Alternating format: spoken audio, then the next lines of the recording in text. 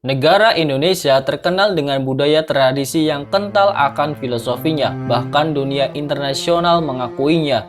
Nah, jika biasanya orang yang sudah meninggal dunia pasti dimakamkan ke kuburan, namun apa jadinya jika tradisi tersebut sungguh unik dan berbeda dari yang lain? Inilah 5 pemakaman di Indonesia yang paling menyeramkan.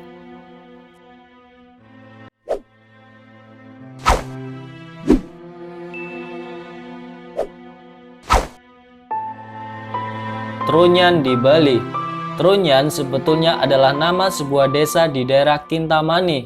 Nah, masyarakat Bali ternyata memiliki ritual khusus bagi orang yang sudah meninggal. Jadi, di Trunyan, orang yang sudah meninggal tidak dikubur, melainkan jenazahnya hanya diletakkan di permukaan tanah, tepat di bagian wajahnya dibiarkan terbuka, sedangkan tubuhnya diselimuti kain. Barulah kemudian jenazah ditutup dengan anyaman bambu ini sebagai pelindung diri dari binatang liar sampai dibiarkan membusuk dan terurai hingga tersisa tulang kerangkanya.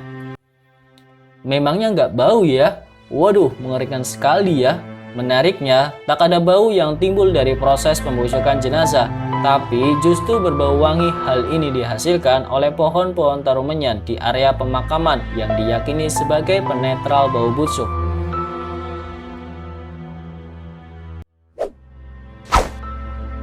Bayi Kambira di Tanah Taroja. Desa Kambira memiliki tradisi pemakaman khusus bagi bayi yang meninggal sebelum giginya tumbuh. Tradisi ini diberi nama pasiliran. Orang Toraja percaya bayi yang meninggal sebelum tumbuh gigi masih dalam keadaan suci. Nah, biasanya bayi yang sudah meninggal dimakamkan di dalam sebuah pohon yang dilubangi dengan ukuran 50 x 50 cm. Setelah itu barulah kemudian jenazah bayi diletakkan di dalam lubang tersebut tanpa kain pemukus layaknya bayi saat masih dalam kandungan. Nah, lubang-lubang pohon itu lalu ditutup dengan ijuk sebagai tanda akhir prosesi pemakaman. Jadi tega ya ngelihatnya, serem. Namun, pohon-pohon yang biasa digunakan sebagai tempat pemakaman adalah pohon tara. Pemilihan pohon ini dikarenakan pohon ini memiliki getah yang melimpah sebagai simbol dari sumber makanan dan minuman bagi sang bayi. Kayak pohon karet aja ya, ada getahnya. Makam Dinding Batu Lemo. Pemakaman ini diyakini orang-orang Toraja bahwa orang yang sudah meninggal akan menuju kehidupan di dunia arwah. Nah, makanya masyarakat Toraja akan mengantarkan anggota keluarganya yang sudah meninggal untuk mencapai kesempurnaan di kehidupan selanjutnya. Oleh karena itu, mereka mengadakan upacara pemakaman di dinding Batu Lemo. Namun, upacara ini melalui beberapa prosesi.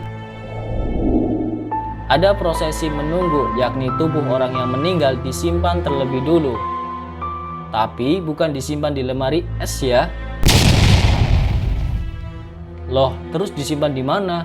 Ya itulah yang membingungkan. Mereka juga percaya kalau kerbau diyakini sebagai hewan suci yang akan mengantarkan arwah orang yang meninggal ke Uya-Kuya.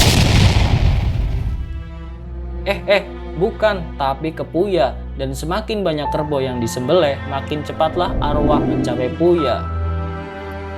Akan tetapi, sepanjang upacara pemakaman, kerabat dari mendiang maupun pelayat harus melakukan tarian sebagai wujud ungkapan duka cita, penghormatan, dan penyemangat arwah tersebut.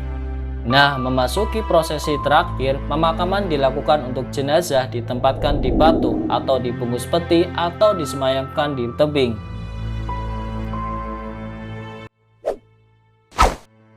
Waruga di Minahasa. Pada zaman prasejarah, masyarakat Minahasa percaya jika roh leluhur memiliki kekuatan magis.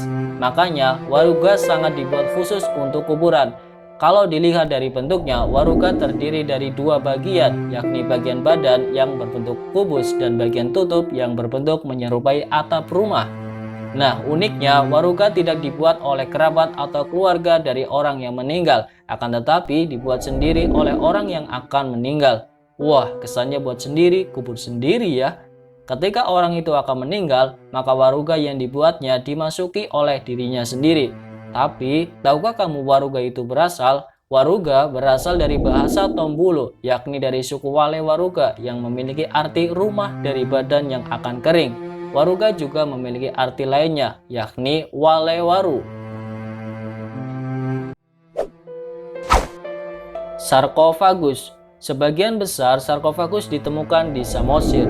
Nah, sarkofagus merupakan wadah kubur yang di dalamnya terdapat tengkorak dari banyak individu yang berasal dari satu marga.